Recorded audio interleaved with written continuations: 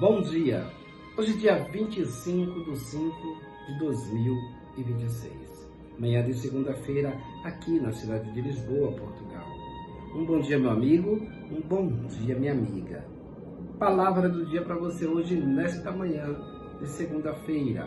Todo mundo tem histórias para contar. Chegou a vez de contar uma das minhas. Até os 18 anos, morei em um sítio, andando descalço, subindo em árvores, fazendo travessuras e brincando com irmãos e primas, sonhando que viajaria o mundo, nadando no riacho que cortava o terreno do vizinho, brincando no meio das plantações dos meus pais ou mergulhando na montanha de feijão que meu pai depositava na sala após a colheita, até que ele fosse ensacado.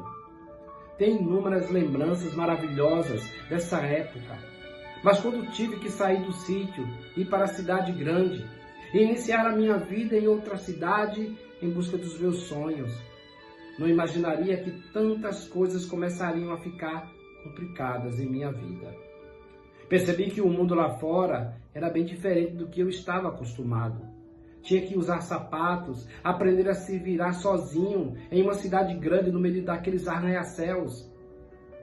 Seguir uma rotina, seguir um padrão, me comportar como um menino. Aliás, isso foi o que eu mais ouvi durante anos na minha vida. Comporte-se. Mas o comportar-se significava não ser quem eu era. Isso me fazia acreditar que o que eu era não era admirável, era feio ou que eu deveria ter algum problema. Com tudo isso vinham inúmeros porquês. Por que preciso usar sapatos? Ter cuidado ao sair sozinho? Ser delicado com as pessoas? Não expressar muitos sentimentos, ser fofinho e etc, etc, etc. Ui, que chato. Eu era um menino dos porquês. E desde aquela época eu sempre procurava achar uma tribo na qual eu pudesse ser pelo menos um pouco eu, sem cobranças ou sem parecer tão estranho. Já tive meus momentos de ser rebelde, sonhador, meio esquisito. Até tentei ser alguém que eu não era, mas não consegui chegar nem perto, pois continuava sendo eu mesmo, a mesma pessoa, e tirando os sapatos da balada quando os meus pés imploravam por isso. Depois de muitas tentativas, resolvi ser nômade, ficar um pouco em cada turma, assim não daria tempo suficiente para as pessoas começarem a me fuzilar. Doce ilusão, sempre dava e isso me trazia muito sofrimento. Se eu fosse risonho, as pessoas achavam que eu estava dando mole. Se eu tinha sucesso no trabalho, era apenas porque eu era bonitinho e risonho. As amizades com mulheres vinham cheias de interesses e inveja também. E eu me questionava, inveja é o que, Jesus? Eu que esse jeito xureque de ser, acreditava em tudo o que me falavam. E já passei por alguns apuros por não ver a maldade no outro. Eu chorava demais, nossa, como eu chorava. Ia trabalhar parecendo um Buda, com os olhos inchados, me dava a desculpa de estar com enxaqueca, porque eu era tão difícil ser eu. Muitas vezes tentei ser diferente e quando fazia isso, ficava doente. O tempo foi passando e fui aprendendo a me conter um pouco mais, a me moldar conforme a sociedade esperava.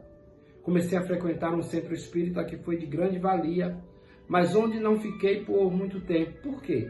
Porque não me encaixava nas regras do tem que, dos vários do não pode. Depois comecei a frequentar um outro terreiro de Umbanda que também foi de grande valia, pois era bom sentir a energia de amor do preto velho, a pureza dos ereis, a força do caboclo e a alegria do Exu.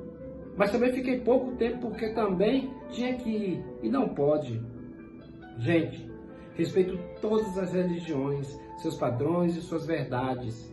Tive muita ajuda nas casas nas quais eu frequentei e sou imensamente grato. Mas para mim seguir um padrão, fazer um X, se o meu coração pedia com toda a força por Y, era impossível. E olha o que eu tentei. Depois disso, veio o processo de despertar da consciência, os seres de outras dimensões e os trabalhos relacionados a eles. E as coisas começaram a mudar. Eu achei o máximo, pois finalmente teria uma tribo onde eu poderia ser eu mesmo. Algum tempo se passou. Resultado: Sob a tribo, fiquei mais solitário ainda.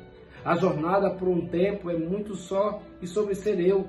De certa forma, comecei a aceitar mais como eu era, mas ainda tentava me enquadrar agora nos padrões de um terapeuta hostilístico e espiritual, porque sendo terapeuta e tendo consciência de certas coisas, eu não podia ter medo, ego, tristeza, não podia me permitir os prazeres que essa terra oferece, como se isso fosse diminuir toda a força do meu trabalho.